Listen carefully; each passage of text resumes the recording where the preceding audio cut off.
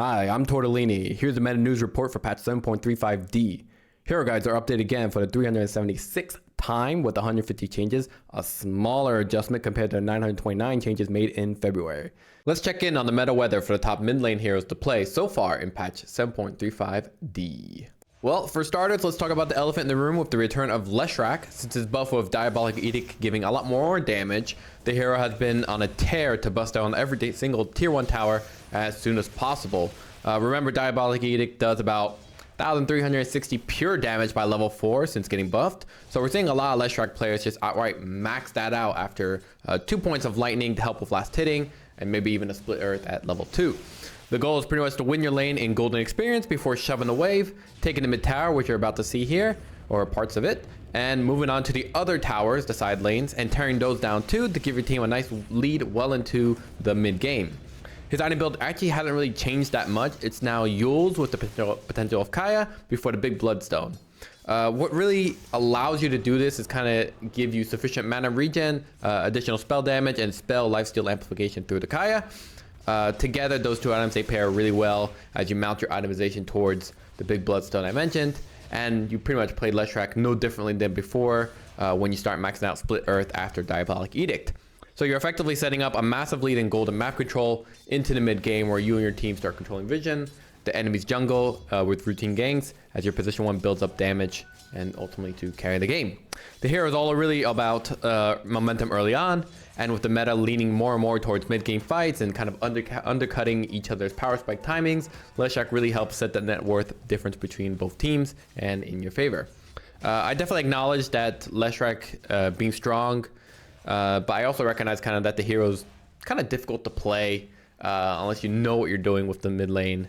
The hero plays well with a team that kind of understands your goals early and is proactive to achieve them from the draft to play. So definitely one of the best heroes to play mid. That said, maybe check out a few replays before you pull this off. So a really popular hero to play and still is Puck. Puck is kind of like the faceless void of the mid lane for this patch arc in that she's always good and reliable. It's exactly as I talked about in my last video. I said, basically Puck is among the best mid laning heroes to play this patch. You'll probably not win your lane, but it's really just growing pains as you play a hero that has a lot of maneuverability, difficult to catch, can build into devastating late game damage with Plasma, Aghs Shard, and Mjolnir, with the Aghs Scepter on top of that, which lets her deal massive physical damage with magic damage on top of it all. This hero is pure devastation. They lowered her illusory orb by 1 second in 7.35, which is a big difference for a hero that relies on Yule's orb and phase shift to avert damage and dodge ganks. Basically, it comes down to Plasma is still one of the best items in the game, and Puck naturally building from an early Witchblade that can then apply damage to everyone she hits through Aghs Shard, makes her pretty strong from the mid game onward, where you are likely forcing big fights in the mid game, and then those late game scenarios with her ultimate ability of Dream Coil gives you the setup to output late game without really much concern, so long as you can kind of survive the laning stage and secure farm and XP and you don't feed. I think you will eventually win with Puck, and it's honestly not even close. So another hero I really like that I personally play a lot is the flexibility of Zeus. Means your mid game has a great power spike timing, and with the lower popularity of Mage Slayer now, since it's been nerfed, it's given Zeus a lot more opportunity to thrive in this meta. What's great is that the transition to a late game right click physical attack Zeus, which you're seeing here, is easily handled thanks to the power of Manta Style, which became cheaper in 7.35C. That said, in 7.35D, they did increase the Manta Style's mirror image cooldown, and that will kind of slow you down in getting your late game items like Plasma, but it's not enough of a hindrance to consider the auto attack route, considering that Conda was buffed in 7.35C. Most heroes kind of get Conda pretty late. Zeus is especially one that doesn't really get it until much later. Doesn't matter. Anyway, honestly, even the magic damage build for this hero could be fine, as people are not opting for Eternal Shroud or any kind of real magic resist until later in the game, unless you're, someone like Centaur Wall Runner or maybe even Timbersaw. So the magic build can actually be good for mid-game core lineups that want to establish a lead and close out the game by that mid-game point, or at least not super late game period. But honestly, the Aghs Shard and Manta Style essentially helps Zeus shift from the ganking magic build that you do with Phylactery to be able to farm better late game, right click damage over time of items like Plasma. Really, basically, you have 2 routes for a hero that can kind of play both sides, has good momentum from the mid game onwards, great hero, good laning, really comfortable builds. Definitely recommend this hero. This one's a little bit niche, but personally, one of my favorite picks this patch, Primal Beast. You can secure runes easily, and rotations are the bread and butter for the hero. As you see now, he's now rotating for the gank. Even with a bad lane, he bounces back really nicely with trample. But more importantly, he helps just kind of shut down a lot of gap closing jumpy heroes with his ultimate ability, which you're about to see here. And I kind of like to pick him and put a stop to mid-game momentum 5-man pushes and fights. Granted, in 7.35D, they did nerf his early game levels of Onslaught and made his Aghs Scepter deal a bit less damage, but the hero has a nice array of item choices and builds depending on the situation, right?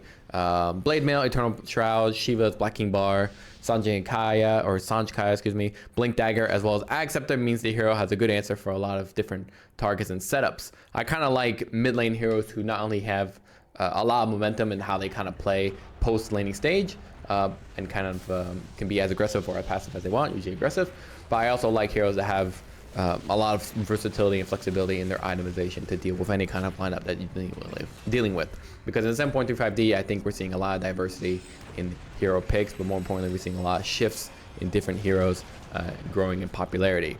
His challenge of kind of laning versus a lot of great top laners like Leshrac and Invoker, or even sometimes Viper, is a concern. But honestly, your goal is to really just soak up experience and gold to then make the necessary rotations needed to win the side lanes with your low cooldown ultimate ability. The fact that this hero can kind of just hold on to someone for several seconds and bash him into the ground is pretty important, especially when you're dealing with heroes like a Slark. Hopefully doesn't get his Dark Pact off, or as you saw in previously here, Puck, who could not phase shift out. So the next one, Invoker, kind of creeped his way into the meta by just having a lot of adaptable builds, honestly, and can kind of fit in almost any draft, to be honest. It's usually the Spirit Vessel into Hand of Midas as you transition from rotations to trying to reach your larger items like Parasma, Black King Bar, Set Device, or even Aghs Scepter. There's nothing really in recent patches that has made Invoker incredibly powerful.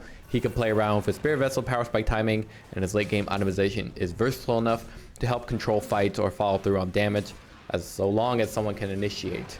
I think, as you can see here in high MMR games, we see a lot of Mars and Faceless Void, which is actually perfect setup for a hero like Invoker to do his damage and his combos. And then heroes like Sven, Timbersaw, Leshrac, Lifestealer, Doom even, they don't really like to fight against your Spirit Vessel, and you can even grab an Orchid to completely shut down the Lifestealer from using his Rage once you jump and rag on him. Just really, honestly, Invoker is a great hero to tag along with the rest of your lineup and can build whatever you need. Okay, another one, Huskar is a hero you pick if you can play him. That's it. He's really great for heroes that can't jungle if they have a bad lane against him, like Emperor Spirit or maybe Pangolier. These are two heroes you can probably bully out as Huskar, and then them having to lane in compensation is a little awkward. So even for lanes you can beat, say like Invoker or Zeus, they can just jungle to keep pace with you, and then it falls on you to kind of make a meal out of the mid lane with regular rotations, disruptions, and ganks. Huskar is definitely not, I would say, a late game hero.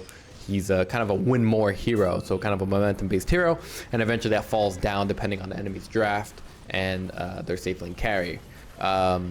With the popularity of, let's say, Emperor Spirit going down these past few patches, since his items have been nerfed, minus the Sanjay Kaya, which has been buffed, it makes Huskar all the less desirable as a pick, just because he commonly counters Emperor Spirit, and Emperor Spirit is not around as much anymore. Having said that, the hero is still it's still something to choose into if you and your team are looking to make high tempo mid game plays, and the buff to Sanj has been massively beneficial to a hero like Huskar. Just to clarify, Emperor Spirit is pretty popular as a hero. In general, I would say, just not as successful, and you probably may not see it as much as you think you will, just because a lot of his items have been nerfed. That said, I think Emperor Spirit is still one of the top 5 or top 10 picks, just not as successful as he was before. Cool, let's talk about Pangolier. In 7.35D, Pangolier received a unique change that scaled around his swashbuckle. It reduced the strike count, but raised the damage per strike. So effectively that means is your effects from, say, let's say Diffusal Blade, which you'll see here, is less effective, but once you get the Aghs Scepter, your damage through the Shield Crash Swashbuckle effect goes up. This effectively translates into your power timings of Diffusal Blade is a bit weaker in terms of ruining an enemy's mana or running an enemy's mana out, and the burn associated with it, but your other power spike timing when you get the Aghs Scepter is now significantly more impactful in terms of damage output. That's pretty much it. The hero is still pretty good in terms of viability. He's one of the more stable mid laners to pick. He's very good early to mid game with his initiating role and damage that pretty much can't be fought against. And then he falls into a lull where he has to farm up his Aghs Scepter before he's online again to wrap the game up quickly. So overall, good hero, decent pick. If you know how to play him, definitely play him. Otherwise, maybe think about Zeus or Leshrac or even Invoker. Okay, upcoming trends. Here are a couple of heroes I think may become more popular and meta viable as the patch develops. Definitely keep on the lookout for them and how they start fitting into patch 7.25D. This first one, I don't really know if this sniper build is kind of for everyone, but at 8k MMR, for some reason, people are really loving Aghs Scepter and the Conda build. In 7.34, Valve added the benefit that if sniper kills with his ultimate ability, it resets the ability. On top of that, he also made it so when you cast Assassinate, which is your ultimate ability, you also deal 1 physical attack from afar. And lastly, in 7.35D, they buffed Conda so it deals a bit more damage. Now be wary that it requires a pretty tight timing of getting your Aghs Scepter at like 15 to 17 minutes to then skulk around the map looking for kills and creating momentum for your team to hold control of the map. After Aghs Scepter and a bunch of kills, Conda is usually the build, and it essentially helps keep the momentum going with that crit / extra spell damage effect. Just don't forget that you need to activate Take Aim before using Assassinate so that free auto attack you get when using Assassinate also deals headshot damage. Honestly, this build really works to just keep enemies stunned and down. Like catching and stunning jumpy heroes has been pretty much a good godsend, as they literally get absolutely crushed once they're pinned by your quick stun nuke. For 8k MMR players, I think we're seeing a lot of people open with Assassinate so the enemy gets stunned from afar, and then your friends, like let's say Earthshaker here, closes the gap to then finish them off or keep them stunned long enough for the rest of your team to finish them off. Yeah, interesting build. Definitely not my style. It's kind of a tempo sniper rather than a momentum, rather than, you know, a farming one that builds up into kind of the mid to late game output through take aim, headshot damage, and right click. Another one, Broodmother, is another hero that I think benefited a lot from the Conda buff recently. She usually plays as a 3, but we're seeing some niche of her playing as a 2, and with success in the mid lane. Pretty much you shove away, farm the jungle, pick up an Orchid, or rush down Bloodthorn, or you can just go this route here, the Phylactery BKB Conda build, and nuke people into orbit with your maneuverability through the webs. That's really it. The hero is just all momentum during the mid-game power spike timing you get from Conda at like 15 to 21 minutes, depending if you get the BKB. I like playing Broodmother, but obviously this hero takes a little bit of finesse and being very careful. But the Conda buff and this extra ranged nuke damage from your ultimate makes it pretty hilarious to consistently snipe and kill people. So that's it for me. I'm Torte. Stay tuned next week for Offlane supports and check out my Torte 2 channel for more content. Also, I'm on Twitch, continuing to test all your favorite builds every day. Please check them out. Hero build changes are not final and will be evolving as the meta develops. Check in game for the latest versions, and don't forget to support me by subscribing, liking, giving me money, all that shit. Okay, thanks, bye.